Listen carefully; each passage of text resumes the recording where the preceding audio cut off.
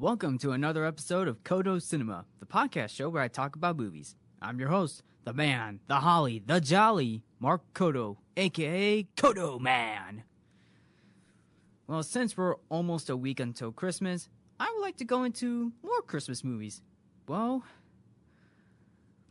you guys are probably wondering if one Christmas movie is enough. Well, how about a list of Christmas films? Or how about another list of Christmas films?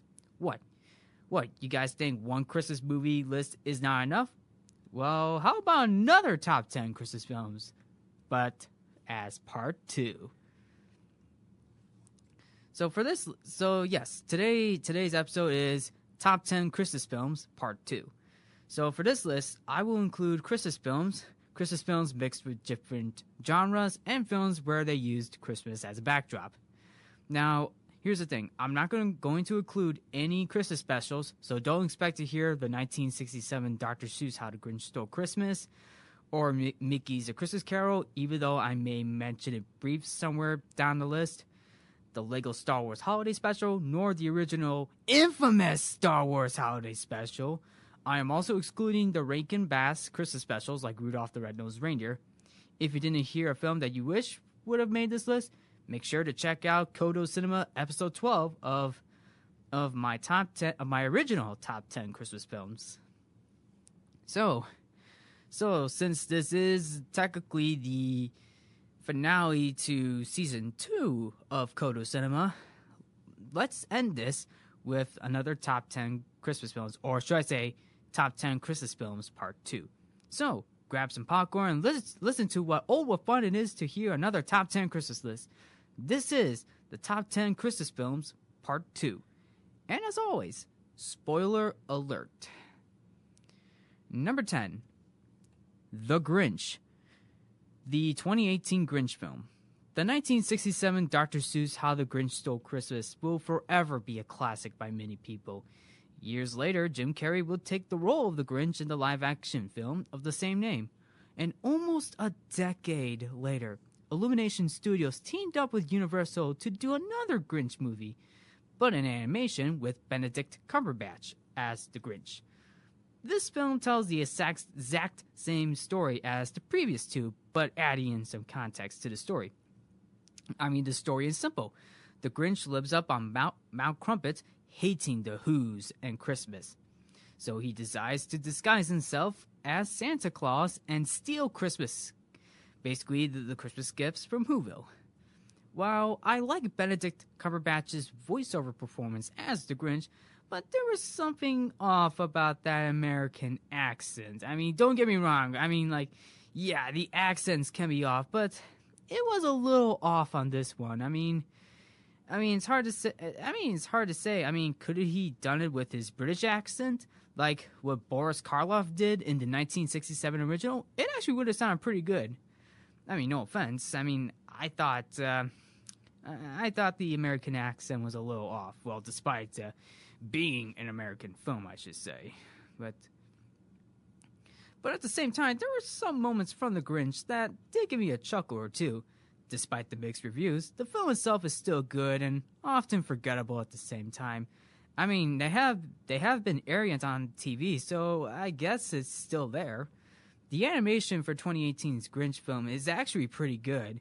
It does have that, because the animation does have that Christmas feeling and the visual aspect of Whoville during Christmas. So kind of like the 1967 original.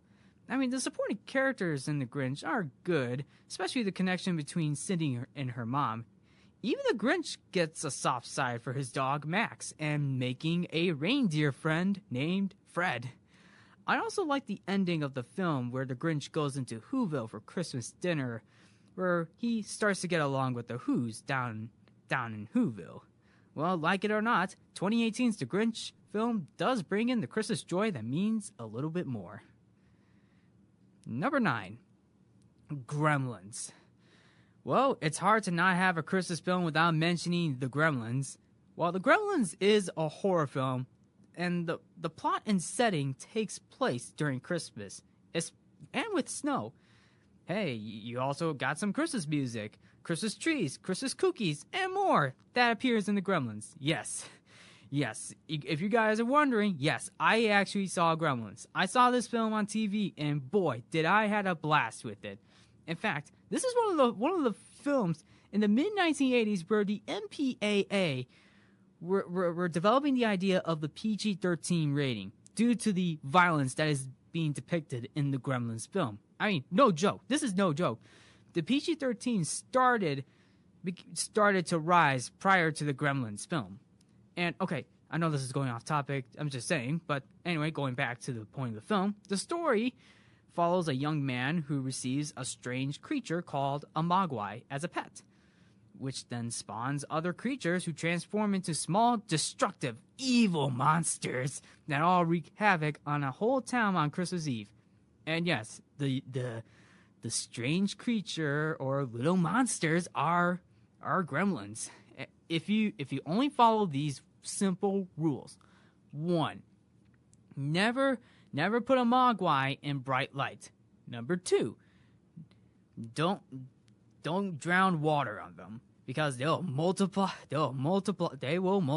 And 3. Never ever feed them after midnight. Well, apparently all 3 of those rules were broken. Yep. And by the way, the name of the mogwai is Gizmo, and he has to stop the evil gremlin named Stripe from wreaking havoc across town, including the Christmas holiday. What I found amazing about this film is the chaos from the gremlins. I mean, that really gets a boatload of laughs.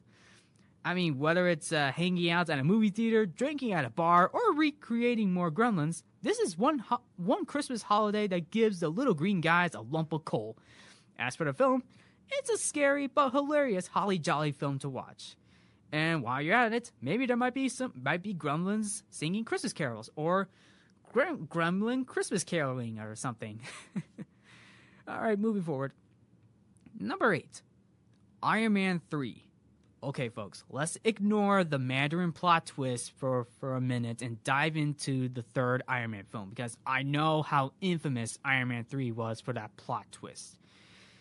In the third Iron Man film, Tony Stark, aka Iron Man, played by Robert Downey Jr., wrestles with the ramifications of the events from the Avengers film during a national terrorism campaign on the United States led by the mysterious Mandarin.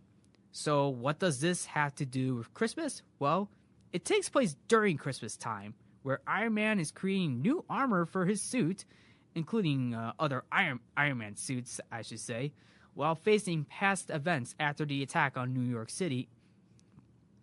So basically, yes, that is basically the PTSD from the first Avengers film. Plus, he's also facing the Mandarin and the Extremist organization. As for the Christmas part, director Shane Black described it as, and I quote, a sense of if you're doing something on an interesting scale that involves an entire universe of characters, one way to unite them is to have them all undergo a common experience. There's something at Christmas that unites everybody, and it already sets a stage within the stage. That wherever you are, you're experiencing this world together. I think that's also there. There's something just pleasing about it to me. Yep, that's basically the point. That's basically the point of this film. Yeah, that's actually a pretty good film. Especially when you're trying to talk about a Christmas film, or a Christmas film being added into a superhero film. By the way, this is not the only superhero film on this list. So anyway, you still see and hear the Christmas elements that are presented in the film, like jingle bells, Tony creating ornamented bombs. Yeah, that is definitely a thing in Iron Man 3. Christmas trees and an army of Iron Man suits coming to the rescue and give the extremist group an attack with firepower and coal. Or should I say a Christmas gift full of coal. No matter how you view this film, this is one superhero film to watch around Christmas time. Number 7, Unaccompanied Minors. This is one of those underrated Christmas films that I'm gonna guess everybody appreciates. That's right, Unaccompanied Minors. The film. That is the name of the film, by the way. There's not much in terms of plot, but the film follows Spencer Davenport and his sister Catherine which they must fly from California to Pennsylvania on Christmas Eve to spend the holidays with their dad. During their layover at the Hoover International Airport in Washington, D.C., a massive blizzard grounds all planes and cancels all flights, and the siblings are sent to the anarchic, unaccompanied miner's room, where they meet Christmas-spirited Smarty Pants, Charlie Goldfinch, Shirley Tomboy, Donna Malone, arrogant rich girl Grace Conrad, and mysterious Beef Wellington. And yes, these are the names, folks. Our main characters sneak out all around the airport until they get caught by airport security, being played by Louis Black, Wilmer Valderrama, Rob Riggle, and many others. This film may be overshadowed, but it has enough fun and charm for the kids in this film to spend their Christmas time at, especially at the airport. Well, for this film, I mean, not in real life. Whether in the film it's spending time at the airport, sliding down to the lodge while being chased by airport security, that is definitely a fun sled chase sequence, by the way. Waiting for the blizzard to stop, spending time with each other, or seeing Santa Claus, this is one unaccompanied film that needs to be seen to be believed. Moving forward, number 6, Scrooged. Speaking of films that needs to be seen, how about Scrooged? Which is a parody of Charles Dickens' Christmas Carol that centers around a grumpy, over-the-top TV executive named Frank Cross, who is being played by Bill Murray. Frank Cross is being visited by the succession of ghosts on Christmas Eve, intent on helping him regain his Christmas spirit. That's basically the point of this film. Technically the point of A Christmas Carol, but what is different is that instead of taking place for A Christmas Carol, instead of what Scrooge is being played at, instead of taking place during the nighttime, this film takes place during the day, while Frank and his film crew are filming a live airing of A Christmas Carol during Christmas Eve.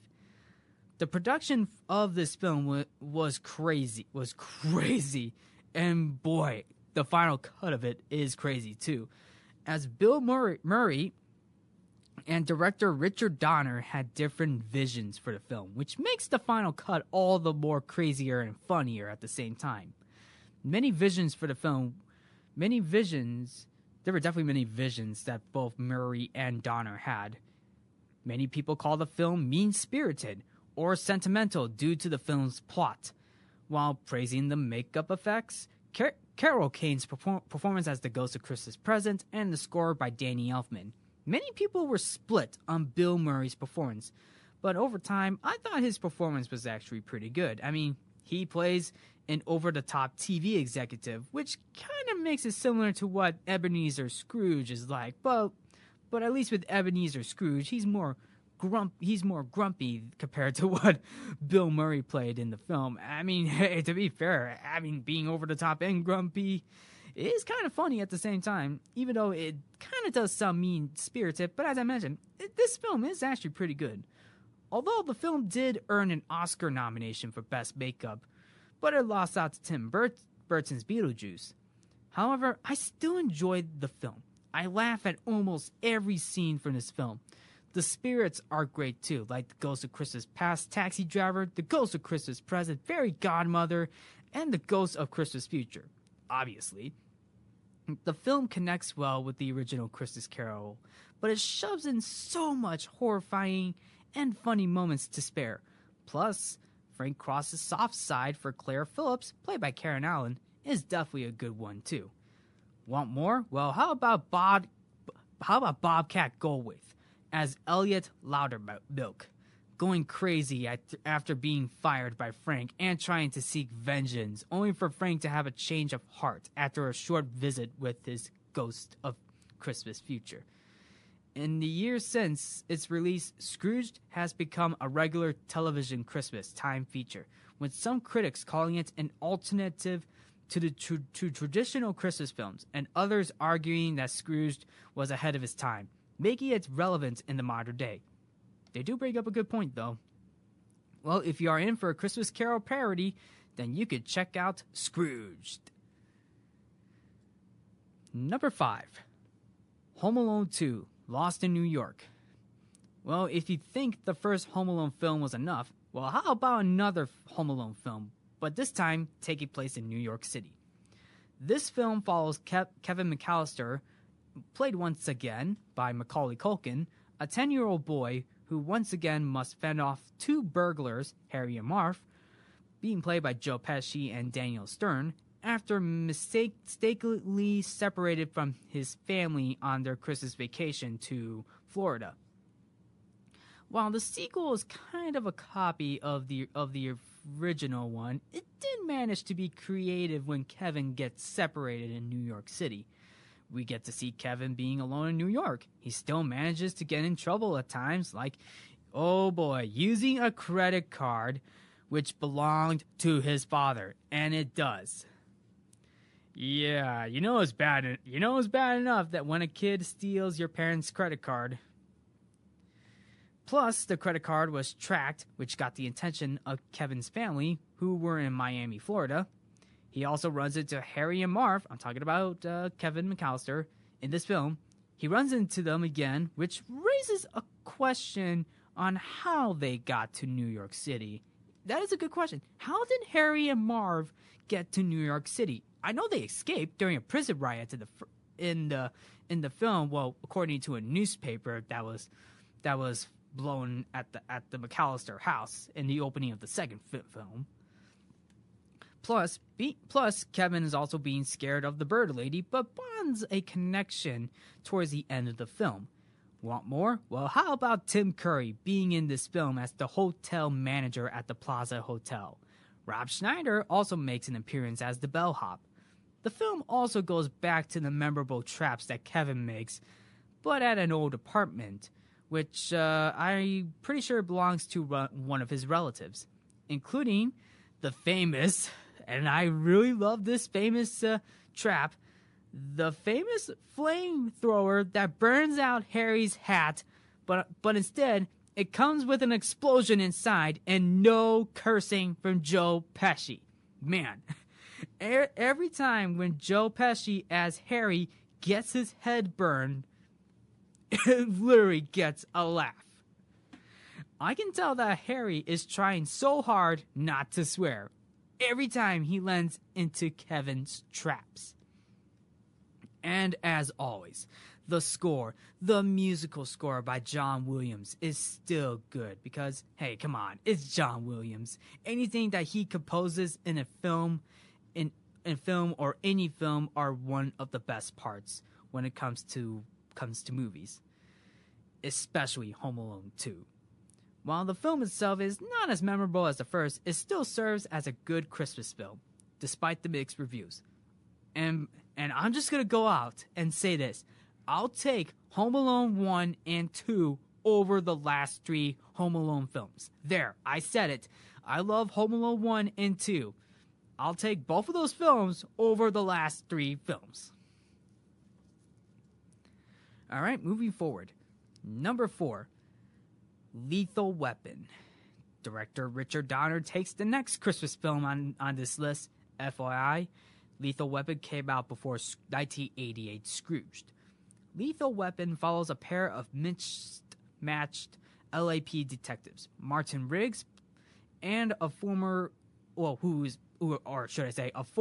Beret who has become suicidal following the death of his wife, and Roger Murtaugh, a 50-year-old veteran of the force, to which both Riggs and Murtaugh have to work together as partners. So that's a buddy cop film. So what does this film have to do with Christmas? Well, Martin Riggs meets up with Roger Murtaugh for the first time and bonds a chemistry, which leads Martin to join a Christmas dinner with Murtaugh's family. Despite the film being a buddy cop action film, it manages to use the buddy cop and Christmas genre to set up an idea that the film is basically family Christmas. Well, not the idea of a family Christmas film. I'm talking about like the film as in family, like in the film. That is the idea of Lethal Weapon, which is Martin Riggs developing another family during Christmas time. Writer Shane Black, who went on to direct Iron Man 3, brings in the Christmas elements to Lethal Weapon, which also brings in a good sign for a great action Christmas film. Heck, the opening of the film takes place in a parking lot full of Christmas trees with the Jingle Bells rock song being played in the background. If you are in for a buddy cop film or a Christmas film or both, then Lethal Weapon is one Christmas film that needs to be seen. Number 3, Batman Returns. The superhero genre strikes back, but this time with Batman. The sequel to 1989's Batman, which was directed by Tim Burton returns to helm to the sequel to the 1989 film, but this time taking place during Christmas time, where the villainous Penguin, played by Danny DeVito, wreaks havoc on the city of Gotham by his circus gang called the Red Triangle Gang. Plus, Batman also goes up against the femme fatale cat burglar herself, Catwoman, played by Michelle Pfeiffer. While this second installment may be dark in terms of the choices made for this film, it still holds up the antes where the film goes into a lot of crazy moments, like where the citizens of Gotham thought that Batman pushed the princess, which sends her plumbing down, landing on a button that ignites the Gotham Christmas tree full of bats. Or how about Batman's Batmobile being hacked and driving down the streets of Gotham being controlled by the Penguin? Well, there's something you don't see every Christmas. Or to quote the moment from Batman and Catwoman, mistletoe can be deadly, but a kiss can be even deadlier if you mean it. Well, at least the chemistry between Bruce Wayne and Selina Kyle are good to keep our hearts warm and toasty. Nevertheless, Batman Returns is certainly one Christmas film to look forward to, especially during the holidays. Number 2, The Muppet Christmas Carol. The Muppets take the number 2 spot on this list, but this time being a part of A Christmas Carol. Man, how many Christmas Carol films are there? Were released almost a decade after Disney did the 1983 Mickey Mouse short, Mickey's A Christmas Carol. Disney decided to do a feature-length Christmas Carol film that features the Muppets. And that film came out in 1992, The Muppet Christmas Carol. Man, 1992 was full of Christmas films. The Muppet Christmas Carol became the first Muppet film to be produced by Walt Disney Pictures before being acquired in 2004. Set during Christmas Eve, where Ebenezer Scrooge, played this time by Michael Caine, is visited by 3 spirits to see what happens if Scrooge continues on the path of being cold-hearted, greedy, and cruel towards the people during the holidays, including the Muppets. The Muppet lineup features Kermit the Frog, being played by Steve Whitmire as Bob Cratchit, Miss Piggy, played by Frank Oz as his wife Emily Cratchit, Fozzie Bear as Fozzie Wig. That is a good choice of name right there, folks. The Great Gonzo as Charles Dickens, and of course Rizzle the Rat as himself. And hey, how about Statler and Waldorf as Jacob and Robert Marley? that is 2 pairs of Marleys right there. With all the Muppets in this film, how does this work out with Michael Caine as Scrooge?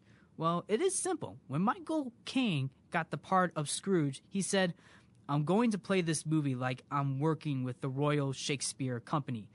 I will never wink. I will never do anything Muppety. I'm going to play Scrooge as if it is an utterly dramatic role and there are no puppets around me." Now that is determination right there from Michael Caine.